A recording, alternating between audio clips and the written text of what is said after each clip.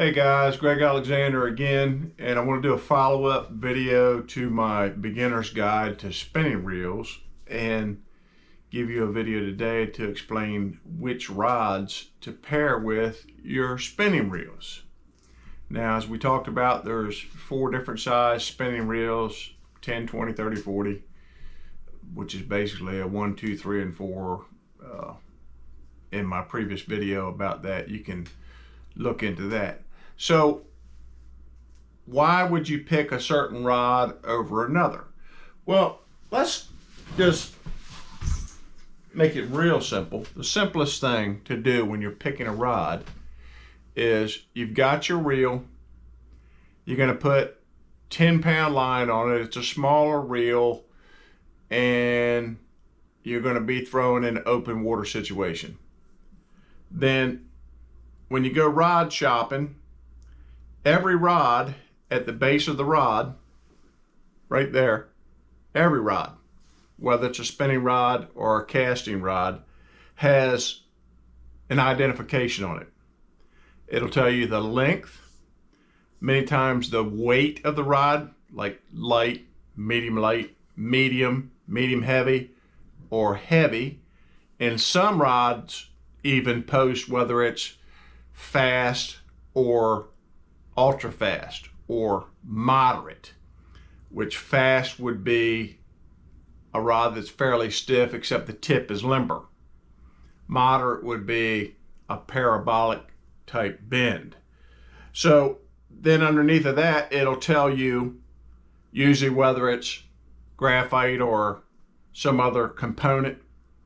And then it gives you a line, recommended line size. This one says 6 to 12 pounds.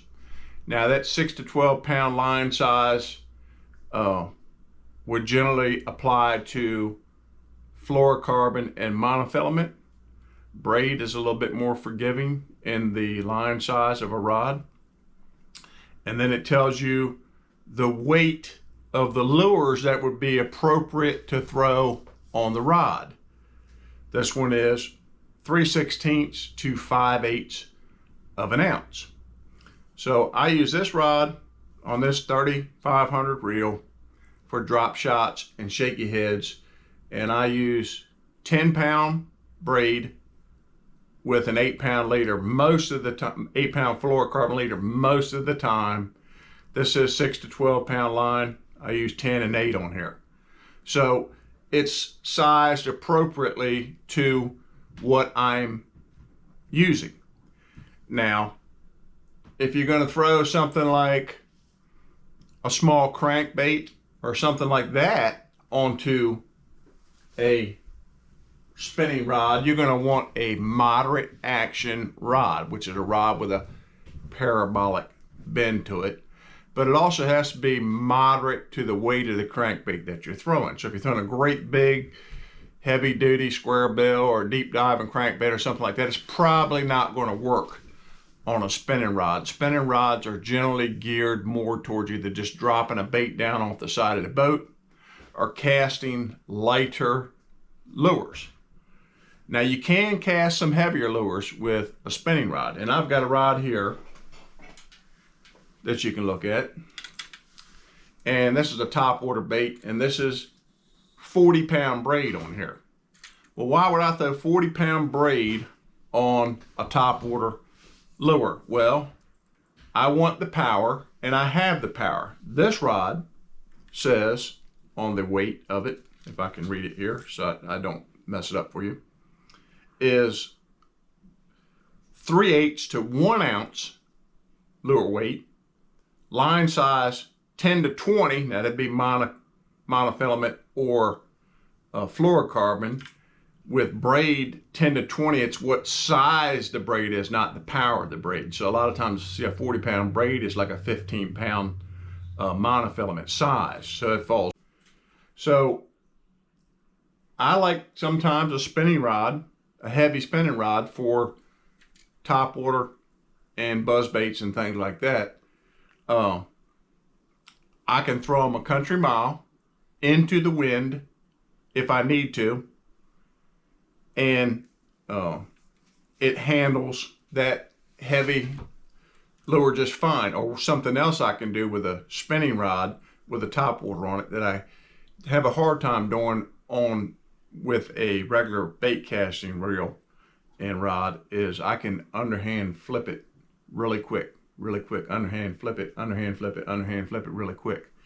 So you can use a heavy duty rod with a big lure, top water, braid, or you can go all the way down to your little ultralight rods. Read the label on the bottom of the rod. It'll tell you what it's appropriate for. Make sure you put it on there appropriately. If you put, 8-pound fluorocarbon on that heavy rod and then try to throw a big buzzbait or a big topwater lure or something like that, you probably will snap your line when you try to throw it. And you'll definitely snap your line when you set the hook. Had a guy come to me years ago, he says, man, I'm breaking off all the time when I set the hook. And I said, well, what line do you use? He says, well, I'm using 10-pound monofilament. I said, well, what rod do you use? He says, well, I got a heavy action rod that I use. I said, well, there's your problem. You've oversized your rod to the line, and when you set the hook, there's not enough give in the rod to keep the line from breaking. So the rod manufacturers, they kind of make it easy for you. Once you understand that's on there, once you understand what you're dealing with, you pair your reel to your rod, you'll be successful.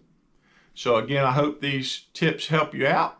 And again, if you like my videos, I would ask you to please subscribe to my videos. I have plenty of videos coming out about lures and techniques and tournament reports and all things bass fishing. Again, I hope you enjoy watching and have a blessed day.